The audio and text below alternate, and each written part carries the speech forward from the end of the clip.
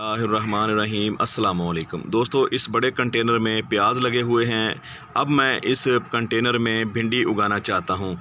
अगर आपके पास भी पहले से कोई सब्ज़ी मौजूद है, अभी वो कच्ची है, उसका हार्वेस्टिंग का टाइम अभी नहीं आया, तो फिर आप क्या कर सकते हैं, आप खड़ी फसल में नई सब्ज़ी लगा सकते हैं, नया पौधा लगा सकते हैं।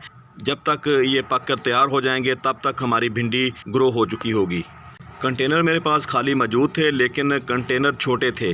भिंडी का पौधा बड़े कंटेनर में लगाना चाहिए। जैसा हमारे पास ये आधा कटा हुआ ड्रम है, तो आप भिंडी के पौधे को हमेशा बड़े कंटेनर में लगाएं, क्योंकि बड़े कंटेनर में काफ़ी स्पेस होती है। इसमें काफ़ी सारी मिट्टी और खाद आप डाल सकते हैं। पौधे को उसकी ज़रूरत के मुताबिक खुराक मिलती रहती है। यहाँ पे आप देखें, ये खाली जगह पड़ी हुई है, बीच में जगह छोड़ी हुई थी हमने, तो यहाँ पे हमारे पास 1 2 3 4 लाइनें भिंडी की लग सकती हैं।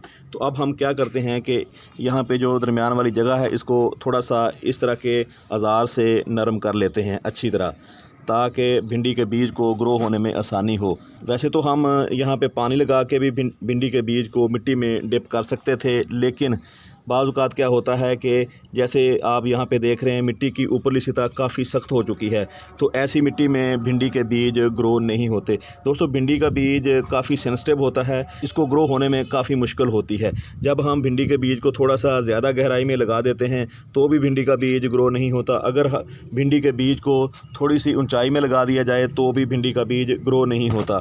थोड़ी सी ज़्यादा नमी मिलने और थोड़ी सी कम नमी मिलने के ऊपर भिंडी का बीज जो है या तो गल जाता है या फिर ग्रो ही नहीं हो पाता। तो इसलिए हमें ऐसी मिट्टी तैयार करनी होगी जो थोड़ी सी नमी भी दे और थोड़ी सी इसमें खुश्की भी हो। ज़्यादा नमी और ज़्यादा खुश्की वाली मिट्टी हमें नहीं चाहिए। अगर हम इस तरह भिंडी लगाएंगे तो इंशाल्लाह हमारा हर लगाया हुआ बीज जो है वो ग्रो होगा। इसको कहते हैं वत्तर में भिंडी लगाना, यानी कि थोड़ी सी नमी वाली मिट्टी होती है और थोड़ी सी इसमें खुश्की होती है, ना ज़्यादा नमी होती है और ना ज़्यादा खुश्की होती है। तो आप भी इस तरह भिंडी ट्राई करेंगे तो भिंडी के रिज़ल्ट आपको 100% इंशाल्लाह मिलेंगे।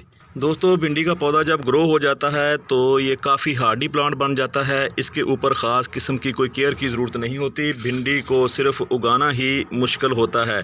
ग्रो होने के बाद भिंडी का पौधा बहुत इजीली सर्वाइव कर जाता है। भिंडी का पौधा एक बार लगाने के बाद 6 से 7 माह तक आसानी चल जाता है, क्योंकि दोस्तों भिंडी के पौधे की जड़ जो है वो ज़्यादा गहराई में चली जाती है। अगर आप भिंडी के पौधे को खेत में लगाते हैं तो खेत में इसको बहुत कम पानी चाहिए होता है और बहुत कम इसको खुराक चाहिए होती है, क्योंकि भिंडी का पौधा ज़मीन की गहराई से खुराक और पानी की ज़रूरियात को पूरा कर लेता है।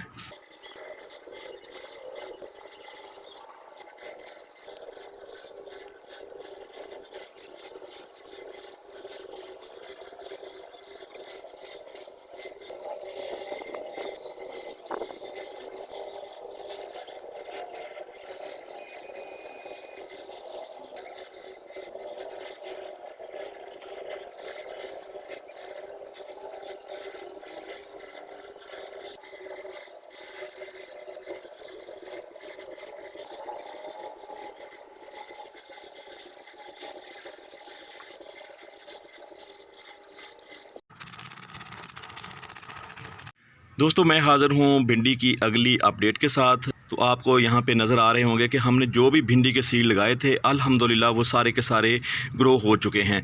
जो भी सीड हमने लगाया था, कोई भी सीड ग्रो होने से नहीं बचा। यहाँ पे दोस्तों देखें आप, 3 से 4 बीज ग्रो नहीं हुए थे, तो ये बीज इन बीज के बाद ग्रो हुए हैं। हो सकता है कि यहाँ पे जो लगाए गए बीज थे वो हमने ज़्यादा गहराई में लगा दिए हों। अगर दोस्तों हम प्याज को हार्वेस्ट करने का इंतज़ार करते रहते, प्याज को हार्वेस्ट करके यहाँ पे भिंडी लगाते, तो हमें काफ़ी देर हो जानी थी। तो यहाँ पे देखिए हमारे पास प्याज भी अभी तक महफूज है और इसकी भी आपको दिखाऊं ग्रोथ जारी है। जब हमने भिंडी लगाई थी उस वक़्त प्याज की इतनी अच्छी ग्रोथ नहीं थी। अब आप देख रहे होंगे प्याज भी पहले से मोटा हो गया है। 15-20 दिन के अंदर हम इस प्याज को यहाँ से हार्वेस्ट कर लेंगे। तब तक भिंडी का जो साइज़ है वो प्याज से भी कहीं बड़ा हो चुका होगा।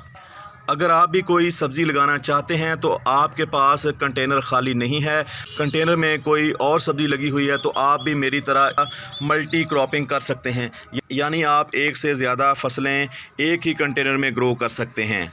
ये जो भिंडी के 2 कंटेनर देख रहे हैं, ये इस भिंडी से मैंने तकरीबन 20 से 25 दिन पहले लगाए थे। तो आप यहाँ पे देखें, ये जो हमारी भिंडी है, ये भिंडी भी इन भिंडी के साइज़ के बराबर हो चुकी है।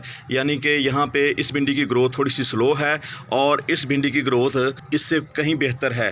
लेकिन इस भिंडी का जो कलर है, आप देखें बिल्कुल आपको काला स्याह नज़र आ रहा है। यानी भिंडी की जो ओवरऑल ग्रोथ है और इसकी सेहत है वो बहुत ही अच्छी है।